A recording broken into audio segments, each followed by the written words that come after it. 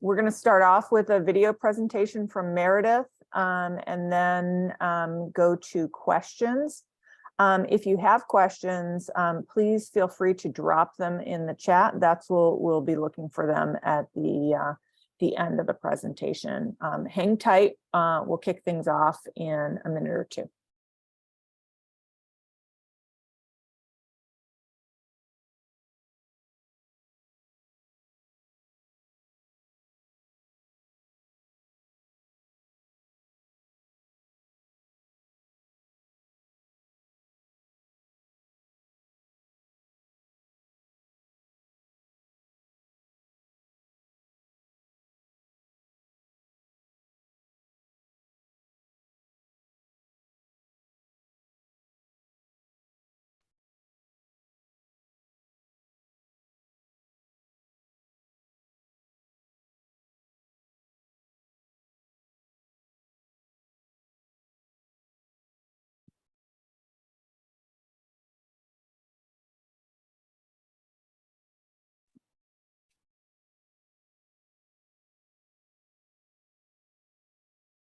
Kim, what do you think?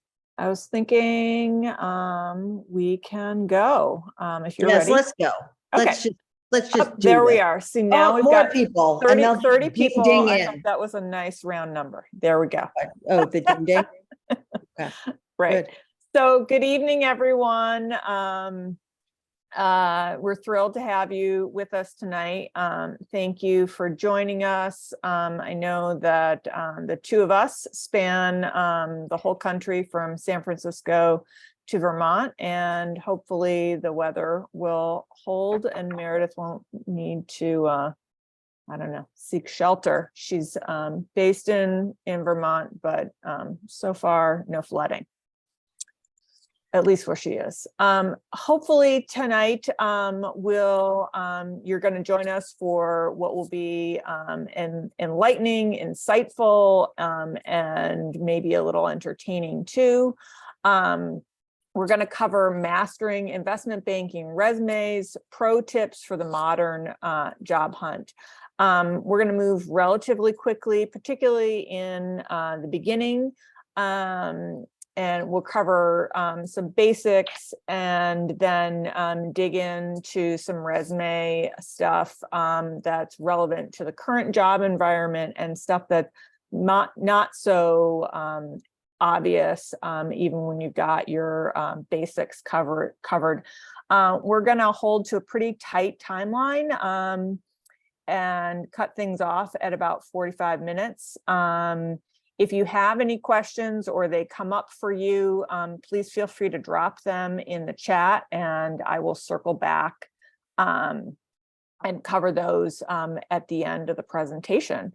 So let's start with a little bit of an overview as to what we're going to cover this evening. We're going to do newbie resumes, fiascos, and then dig into some formatting issues. Then, as I mentioned, some not so obvious stuff, and then touch on the art of selling yourself and what your story might be before we get to your Q&A. And you may be wondering, who are we? So Meridith and I have known each other for many, many years. We first met at NYU when we were there getting our MBAs. Meridith is currently the founder and managing partner of Prospect Rock Partners. Prior to Prospect Rock, she spent 5 years as a managing director and chief operating officer for a global financial search firm focused on investment banking and asset management. Before that, she co-founded Project Eve with me. Project Eve was a digital media company focused on professional development and startups. Before that, Meridith spent almost 15 years working in investment banking at multiple bulge bracket and global investment banks, including Bear Stearns and Bank of America. I spent 10 years in alternative asset management at the Bank of New York Mellon and worked in the sell side research at Bear Stearns and Morgan Stanley, and before that in sales and trading at Jefferies. Do you think we worked everywhere? I think we worked everywhere. Everywhere. And the sad Everywhere. thing We have is, other places that we worked that we That's right. didn't even list. that's right. So, We've yeah. worked at a lot of places, doing a lot of different things, and we've been through a lot of different cycles. So we've seen the ups and downs and hiring sprees and firing sprees. Yes. And with Meredith's background in recruiting, we thought that it would be a good time to go over some of the do's and don'ts as the finance job market It's gets a little wonky right now. tricky right A now, little right? tricky. And there's some things that can derail your the hiring process if you don't consider them before you blast out your resume. So thanks so much for joining us this evening. I think we finally probably got enough people to kick things off. So let's kick things off with what to avoid as you're polishing up and dusting off your resume.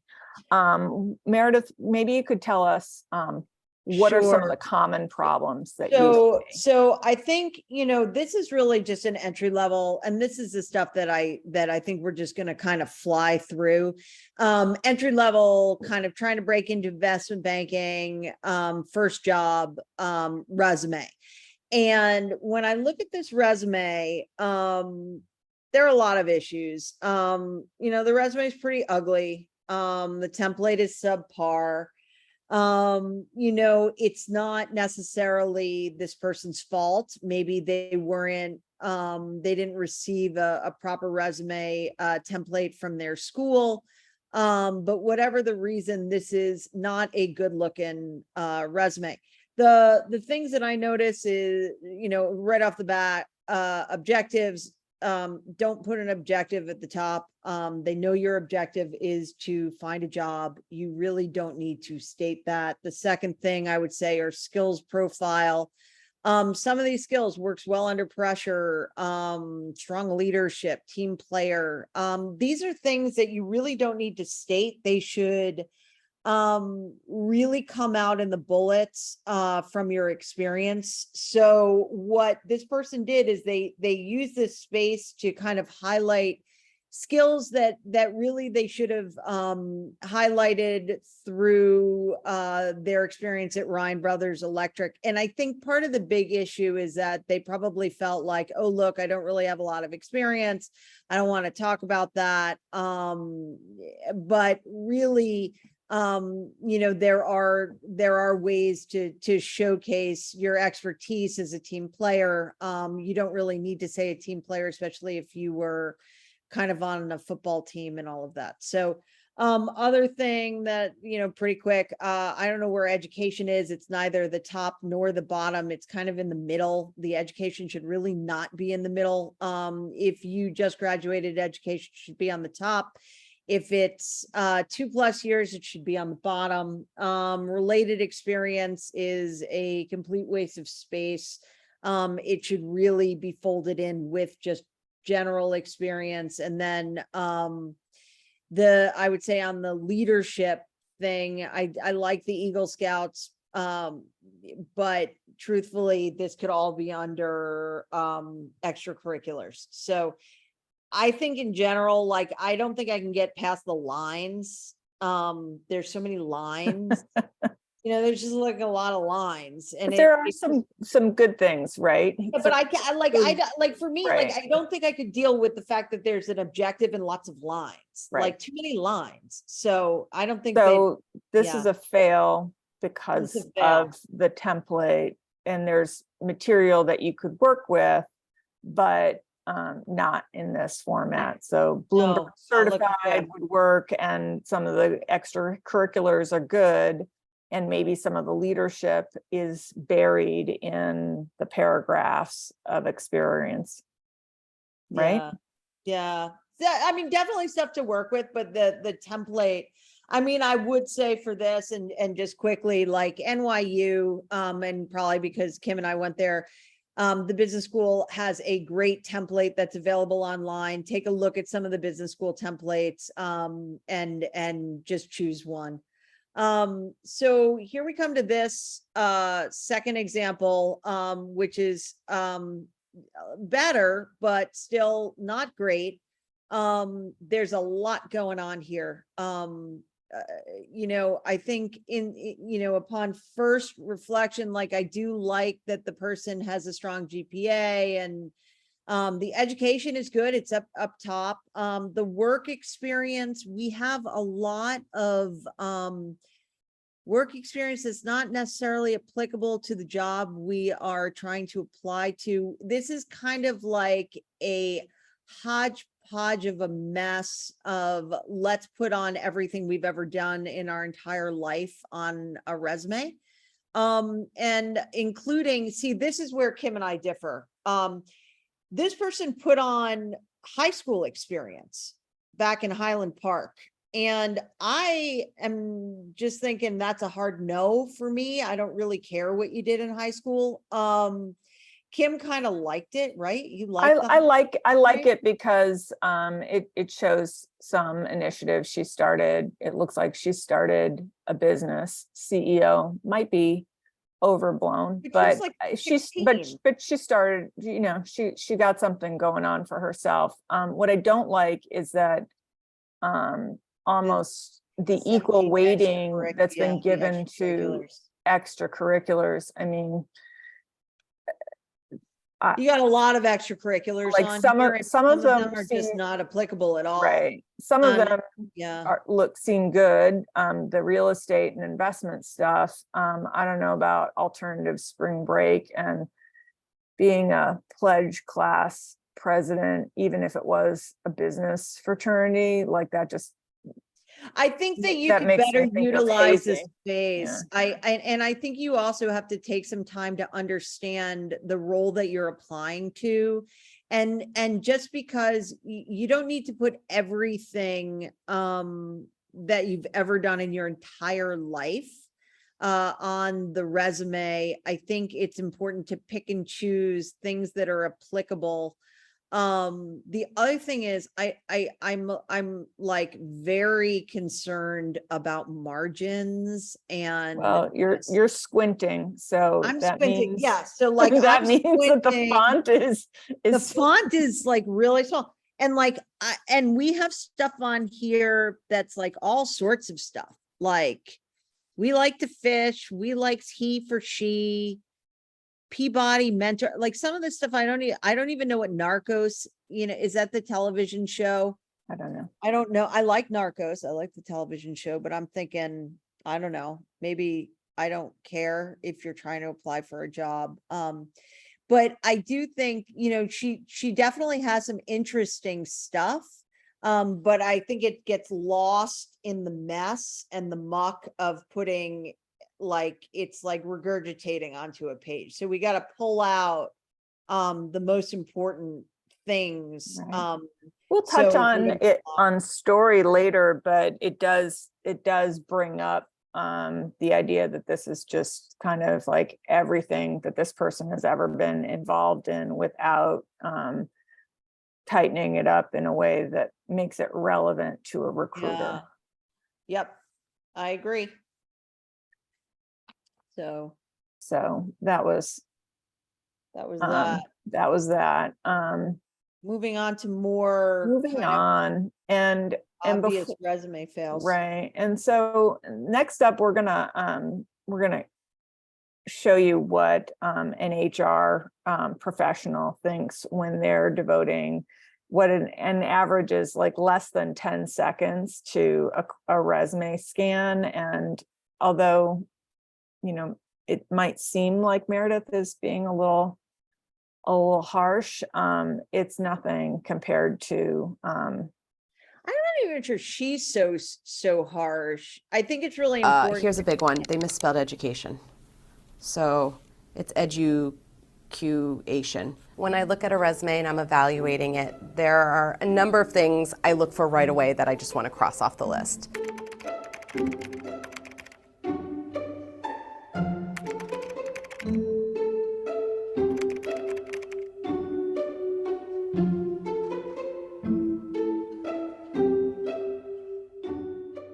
When I initially look at this resume, the first thing that I'm looking at is I'm trying to figure out why the education is at the top. When you're farther along in your career, the most important selling points should be further up at the top. While the degrees are nice, they go at the bottom now. I don't need to know you were on the dance team. It's not relevant to what you're doing today, I'm pretty sure. I also don't need to know your GMATs.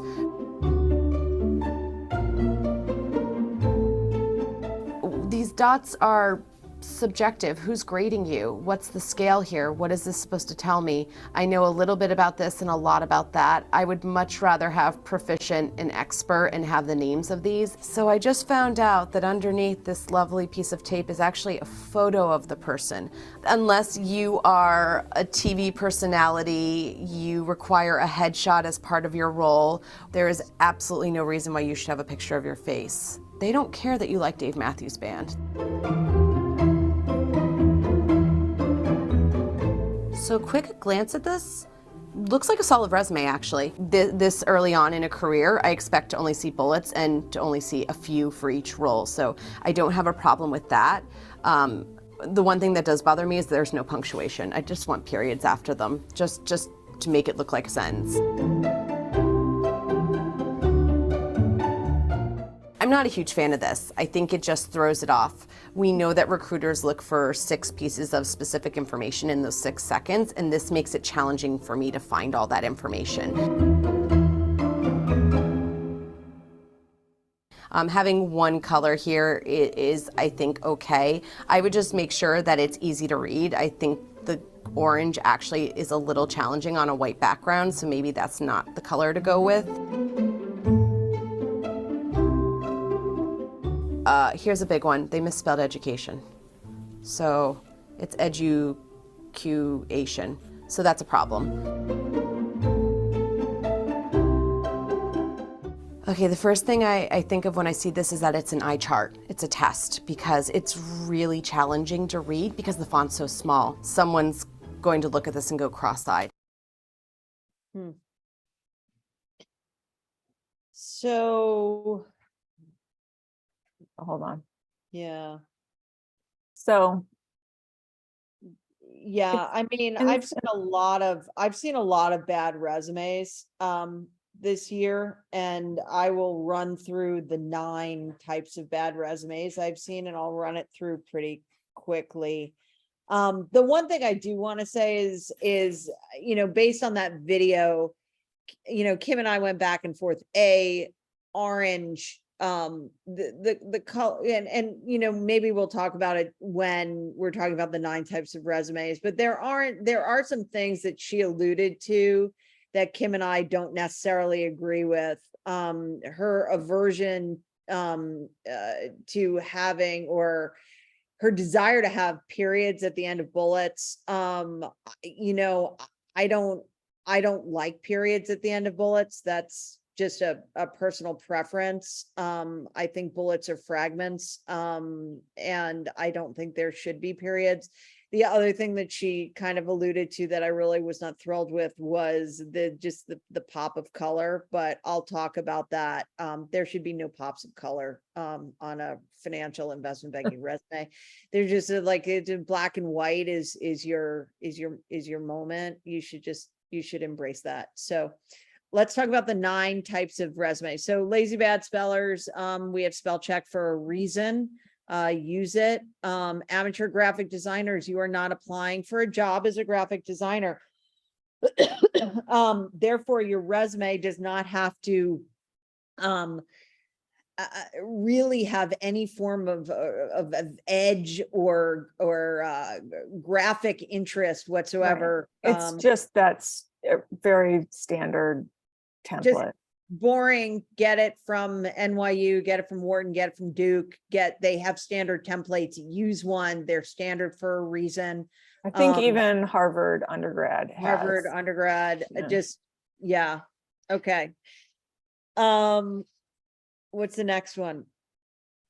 Oh, yes. Graphics and colorful fonts. So she said pop of orange. I'm thinking, no, you live in black and white. That's where you live. That's where investment banks live. That's where they are comfortable. Your paper should be white. Your ink should be black. or a very, very dark gray. Non-achievers. So if you are applying for a job that you don't and you read the qualifications needed for the job and you don't have any, then you should not be applying to that job. Not everybody has every qualification, but you should have most of them. Font abusers. So this is slightly different than colorful fonts. Font abusers are people that use many different fonts on a resume. So, you know, when I see Times New Roman and Arial mixed, it makes me very uncomfortable. I don't like it. I think you gotta pick a lane. Right. Well, it also speaks to, like, is this person not going to see errors in a deck or a presentation? Yeah. Right? That makes you. Yeah. And one thing I will say is that as you're switching back between online platforms and software, sometimes they'll switch fonts around because Be careful. of whatever the program is. So you just got to be careful and Very do careful. the whole select all and make sure everything's in the same font. Awkward word choice. And we have a whole section on awkward word choice. So I like to bring up this example. I did see the word lubricate on a resume. I understand that some people use jargon. There's appropriate jargon, inappropriate jargon. Reading the word lubricate on a resume made me uncomfortable. It was just nope. That's where I'm gonna leave. Nope. No, that's a nope. Autobiographers. Kim, do you want to do autobiographers? Well, that's a little bit like the gal we saw earlier. She just put every single thing that she's ever done in the hopes in her entire life. Right, in the hopes that some of it might be relevant. And a recruiter's just not they don't have, in their 6 seconds of glancing, they don't have the time to come up with your story. You have to position yourself for the job.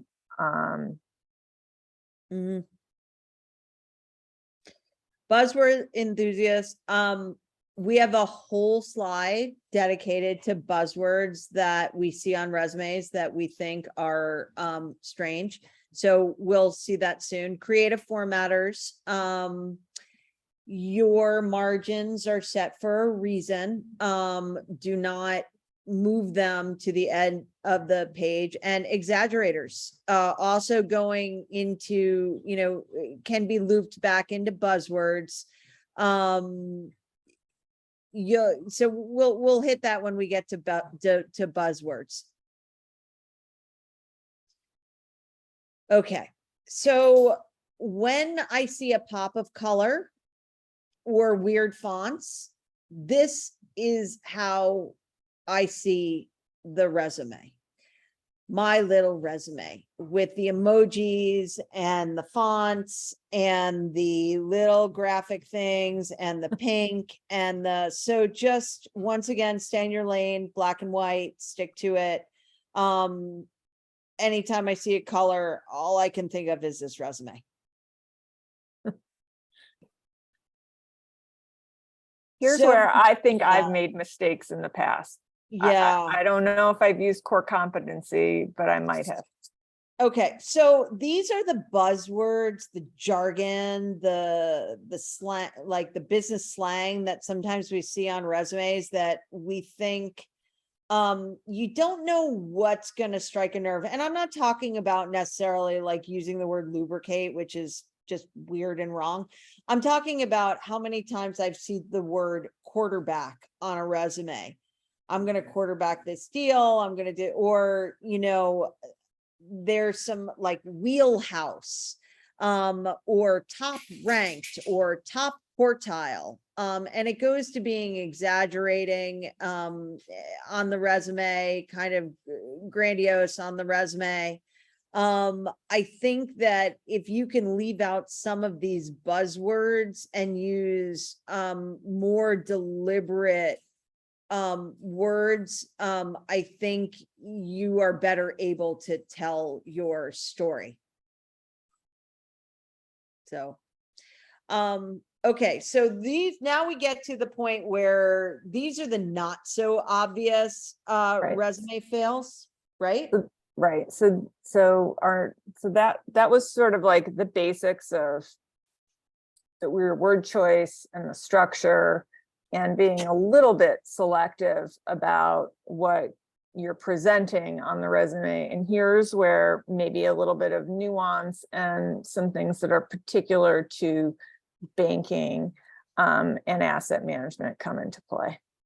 Right. And so this is, this is kind of interesting because when the market was pretty hot, we saw a lot of people just listing transactional experience because everybody was really interested in how many deals you did because they wanted somebody plug and play in a very hot market. So if somebody did 5 deals, that was great because the market was so hot in M&A, and it was wonderful to see that this person had completed, 5, 6 deals. So then what the trend was people started leaving out all the qualitative things that they did in banking outside of just kind of execution. And part of the issue with leaving out the other skills is that it's much harder to tell a story when all you do is list your execution capabilities on deals, especially in a sluggish market. I think, when I'm looking in today's market, transaction experience is kind of important, but so are communication skills, leadership skills, deal sourcing, especially as you get into that VP director level, negotiation skills, strategic thinking, industry knowledge. How are you going to be to use a buzzword, value add to the team? Are you able to train juniors? Are you able to be a staffer? Are you able to think strategically and come up with ways to assist your senior bankers in originating new business? For example, like, is your bank currently in insurtech? Can you actually think outside the box and think about areas that maybe your group is not developed? What are your problem solving skills? So when you take all of this out in a kind of sluggish market, they don't really know how to use you, if that makes sense. Sure. I'm just having a brief, hold on one second. So just a reminder to put any questions you might have in the chat, and we're going to be wrapping up our presentation in the next 5 or 10 minutes, and then we'll open things up to questions that I'll be moderating in the chat. We touched on something earlier. We talked about how one of the examples just showed it was just like a data dump of everything that candidate had ever done. And maybe you can take us through how a career progression, but also like how you go about telling some sort of story. Because what if, basically like you got your banking job and you were assigned a group and you just sort of been plugging away. Right. And I think, if I look at career progression, there's 2 types. One is that person who came as an analyst and has worked all the way up for multiple years, like 10 or 15 years, and they've moved from analyst all the way up to, director, MD, and they don't really know how to show career progression because they've always been in the same group, in the same job. And so that becomes really challenging for them. And one of the things that I like to do is talk a little bit about kind of, really have to delineate your job titles, especially when you have been promoted within an organization. So what I see a lot of times are people who have been promoted, and what they do is they'll put on their top role. So if they're a vice president, they fail to really address the fact that they were promoted from associate, or if they were associate, they failed to discuss that they were promoted from analyst. And I think it's really important to show the career progression, because it helps create your story. And in doing that, what it does is it says, okay, I've moved from execution to origination. And it shows where you're going, and how useful you're going to be to the team going forward. It also shows that your old team values you. And so this person has done a really nice job in showing that they've moved internally from, debt origination to Lev Fin, but also the types of things that they did within the group to show that they've progressed and grown as a banker. And that's been really valuable to them.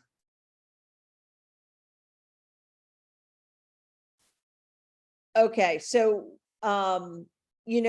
the one of the things that somebody just brought up, which is kind of interesting, and I'll kind of address it, is the length of the resume. And so part of this issue is originally there was this hard and fast rule, you have to have this 1-page resume. But then what happened is all these people started putting it used to be you had a 1-page resume and a deal sheet. But then what happened is people didn't really like having 2 different documents. So then they started putting select transactions on their resume. Then they dropped the bullets talking about the actual qualitative experience and diverse skill set that they gain in each job. And then they just started having kind of a resume with bullets of transactions. So now what I like to see is I like to see bullets talking about differentiated, bullets talking about kind of differentiated skills. And then I like to see 3 or 4 select transactions by position.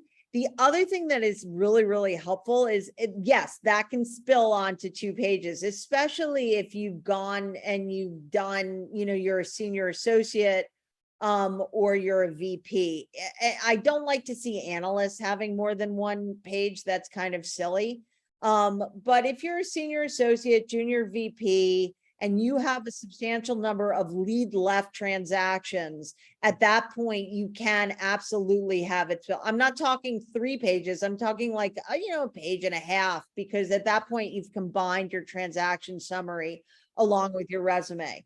Somebody also, asked about recommended font. I like Arial. I like Times New Roman. Any of the kind of standard fonts, I think, are really kind of, they make the most sense to me. Just things that are Garamond, things that are easy to read.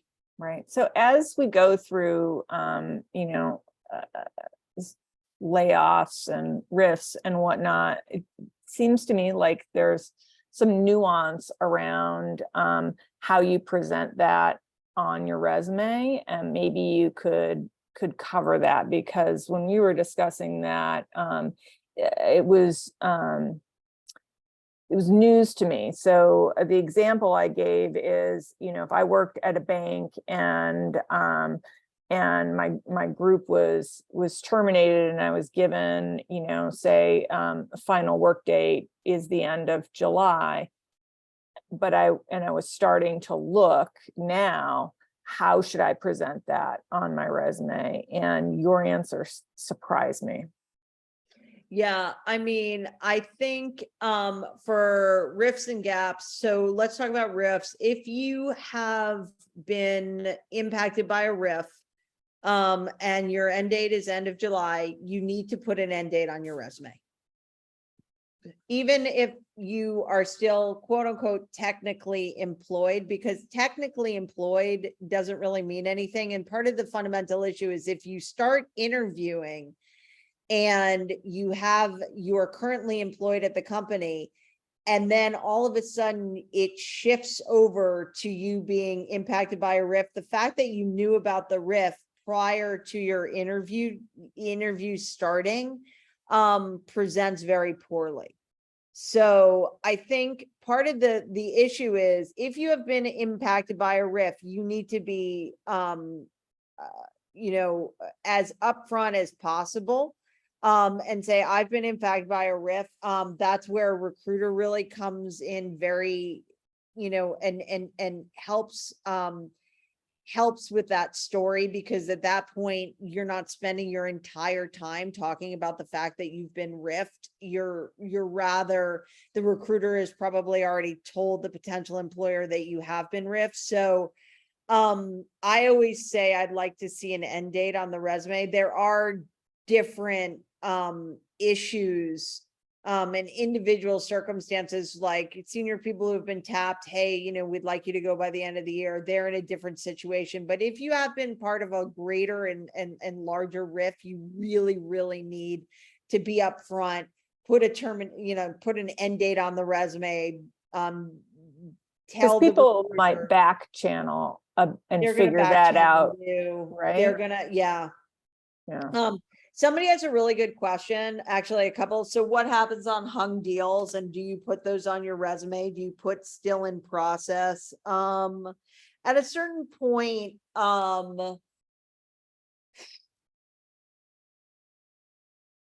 people really care about closed deals. I hate to say it.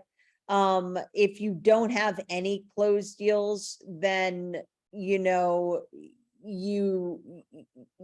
can allude to maybe 1 or 2 hung deals. But if you start listing, still in process deals that should have closed 6 months ago, that just looks bananas. I know it may not be your fault, but this goes back to being hung up on transactions, and that being kind of the only thing that people were hung up on in a hot market. There are a lot of hung deals out there because the market turned. And so, you can include 1 or 2, but I really wouldn't go much more than that. What about gaps? So I think when we talk about gaps, at a certain point, if you've been out for a while, there's 2 things. Number one, most people are really concerned about putting something on their resume that doesn't work with their story. And, at a certain point, you have to pay your rent and you have to eat. And so if you have to take a gig, you got to take a gig, and you can put it on your resume and say, this is a contract engagement, this is temporary, but it's better to be realistic, put it on your resume, understand that you may still be looking for something else. People understand that. And you can't just have a 6-month nothing on your resume. That is too strange. You have to be evolving and growing. You have to be working to improve yourself in some way to stay relevant, either maybe doing volunteer work, but also you can, do something that personally is engaging. Maybe you're learning French, maybe you're doing, maybe you're working with a startup, whatever it is, you have to do something. At a certain point, your resume is going to look stale if you have nothing on it for over 6 months. I think you mentioned that you had some organizations that you refer people to do some volunteer work. Yeah, I definitely have some ideas, and that's definitely on the on Prospect Rock. I list a number of organizations in one of the resources that I just wrote. So definitely check that out, prospectrockpartners.com. So this person, should I include, let's get to some of these questions first. Before we hit questions, I just want to I'd love for you to cover how people can work with you Oh, yeah. beyond See, I'm the recruiting. worst salesperson ever. Because you have, because you, I'm because like, you I'm like, let's get to their question. right, because you're a recruiter, Right. and you have positions that you're trying to fill, but you also work with people who might have listened to this and thought, oh, I don't know how to tell my story. Right. You do interview prep, but Right. is there Yeah, I mean, there's part other of this stuff, is, right? yeah. I mean, I think part of this is, yes, as Kim mentioned, I kind of wear two hats. The first hat I wear is that, I am a financial search recruiter. I specialize in investment banking, and it's really easy to take someone from bank A and put them at bank B. But not everybody has that exact perfect story. And sometimes people do have a more complicated story and they get confused and they get tripped up. And that could be help, with a resume. They may be getting tripped up in terms of they're getting interviews, but they can't get back. They can't get past the first round, and then it's not a technical issue. It may be you're saying something weird. I also work with people on negotiating offers. I worked with somebody last week who had an offer from venture capital, and he had gotten the offer through his own network, but we worked together to negotiate the offer, and it was like an hour or two, and we wound up getting him another 50K in base, and negotiating additional carry and stuff like that. Just knowing what's appropriate in the market was really helpful. I work with people on kind of what do I do next? I'm confused. I don't want to, the old adage, the bar is closing. I don't care if you go home, but you can't stay here. They don't know where to go and what to do. So I genuinely enjoy working with people. I was a career switcher myself. I went from working at Marvel Comics to going to Bear Stearns. And I was a romantic poetry major, so I totally understand the importance of a story. And if I could sell myself into investment banking, basically anybody can. So I do a lot of that. If you are interested and you think you need more help, please reach out. We do offer affordable help on prospectrockpartners.com. It's career services, or you can reach out to me at meredith@prospectrockpartners.com. I can help with your resume. I can help with some strategy. And I can customize a whole bunch of things that are fairly affordable.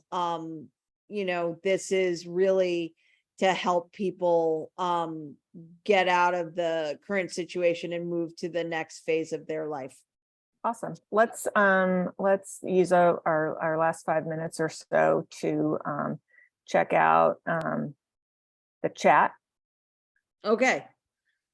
So so we've done some of it. So there's someone asking about switching industries. Oh, one of the things I'd really like to do, though, I really want to go back for a second and talk about contractor work. And that is really important. If you do have contractor work, yes, you can definitely include that on your resume. Even, if anything, if it's paid, unpaid, it doesn't really matter. Just to say that you're still involved, engaged in the industry is incredibly important. I can't, and there is something very noble and admirable about actually getting a job because you have to pay your rent. And I mean, let's be realistic. So get a job, pay your rent. Right. That's first and foremost, and we can spin anything. So right. And to that, I think you're answering a question about contractor work in M&A. And I would prefer, I just did a recent review and I saw somebody who I assume they had been laid off last November because that was their end date. And then there was nothing since then, and I didn't know if it was an old resume or if they haven't been doing anything, I would have been much more excited about the candidate, and he would have ended up at the top of the forced rank if there had been this contract work in M&A. That would be really relevant. So There's another question about adapting resume for strategic yeah, plans. and I have an answer, but I'd love to. Yeah, I mean, I think the best thing you could do is, if you have any industry expertise, you really need to talk about the industry expertise. So for example, if you were a fintech investment banker and you're looking to do strategic finance and fintech, I would lay heavy on the fact that you love fintech and that you do have all these skills that you can help, that are adaptable as the company grows, and that you really I think in a startup environment, it's really about rolling up your sleeves and getting involved in a lot of different things. And so you really want to kind of play up your desire to wear a lot of different hats, and how you may have done that, in investment banking. Right. If there's a way to show your initiative, anything that you've done, so that they don't feel like you're going to be looking for someone to hand work off to. So Yeah.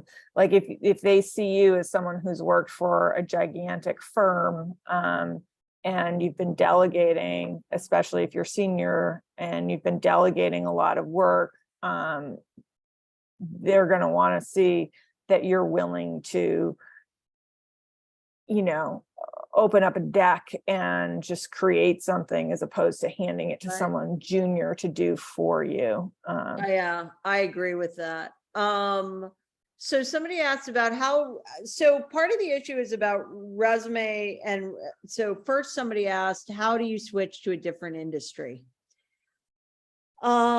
So it's tricky to switch to a different industry in a down market. I will be very honest. The best thing you can do is take your skill set or your industry expertise and try and apply it. So for example, if you're a TMT banker and you've done a ton of deals in the video gaming sector, and you want to go into video games or something like that, then you really have to play up that expertise. That's really important. And vice versa too. So if you've been working at a startup, say in gaming, you'd want to be networking with investment banking professionals in that area if you're trying to break in. I will say IB is really tricky to break into at a more senior level. You can break in at junior, at like the analyst level. You can break in kind of in restructuring if you're a lawyer and you have a JD MBA, and then you can break in if you're an originator at a super senior level. But it's very hard to be a lateral career switcher at like a VP associate level. They just need too much heavy lifting. Somebody asked about how real is it, and this is probably the last question, how real is it that recruiters filter resumes by date of undergrad completion? It's not date of undergrad completion that we necessarily care about. We just care that you are in the specific role for the amount of time that you're supposed to be in the specific role. So if you are supposed to be an associate for 3 years or 4 years, you are an associate for 3 or 4 years. If you are an associate, if you're a vice president for 5 years, then there's something wonky and wrong with that. I don't care about undergrad completion. I care about the number of years that you work in investment banking. Does that make sense, Kim? Makes sense to me. Yeah, I mean, so, anyway, that's kind of, I think, it, right? That's it. And, a lot of this information somebody asked earlier about whether we would share the recording, and this is a live event. So No, but a lot of this information will circle back on in your newsletter. So people should sign up there. And if they need additional help, reach out to you on LinkedIn and the website. Is that right? Yeah, that would be great. And hopefully this was informative. We really enjoyed doing it. And I we, think we're looking into making it a series. Yeah. So especially in these slow sort of months. And I know we were talking about people should look out for a poll in LinkedIn to see what maybe the next topic that would be helpful, like whether it's interview skills and preps or crafting that story. or what Or to do something. during that giant gap, Right. how to fill the gap to make it look more meaningful. So Right. thank you again for your time. We really appreciate you, and we hope that you found this helpful. Have a great night. Bye-bye. Bye.